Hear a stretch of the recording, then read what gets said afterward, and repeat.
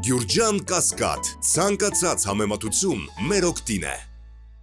Իմ տղան է 14 տարեկանից մասնակցել է պատերազմի ժամանակ,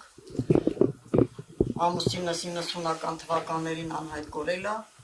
ինքը որպես հաղթանդամ ուժեղ տղա, որից հետո մասնակցել է բոլոր կռիվներին, դրանից հետո ծառայել է բանակը,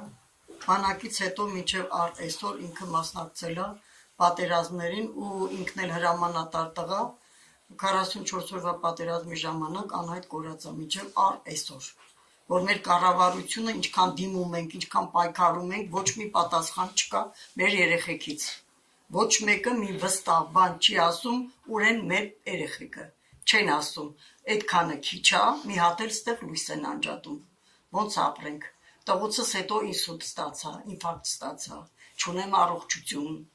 ճնշում, շաքար, ամեն ինչ ձեռք եմ բերել, բայց էլի աշխատում եմ, որ կարողանամ ինչ-որ մի հարց լուծել, բայց գոնե լույսը չանջատեն,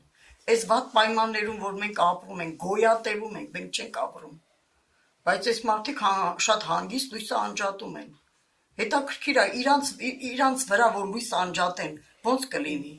լավ գոնե մի անգամ հիշեն այդ տղերքին, գոնե մի անգամ այդ տղերքի անունը պտի տան, որ իրանք կորան,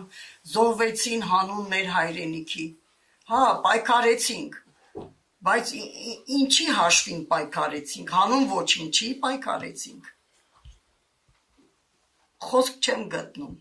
ես խոսք չեմ գտնում, դատարանի ժամանակ էլ իմ դատավորը ինձ թուղթը գրեց, որ ես ոչ այս մարդուն հանում եմ, ոչ էլ կարողանում եմ ինչ-որ մի բան անեմ,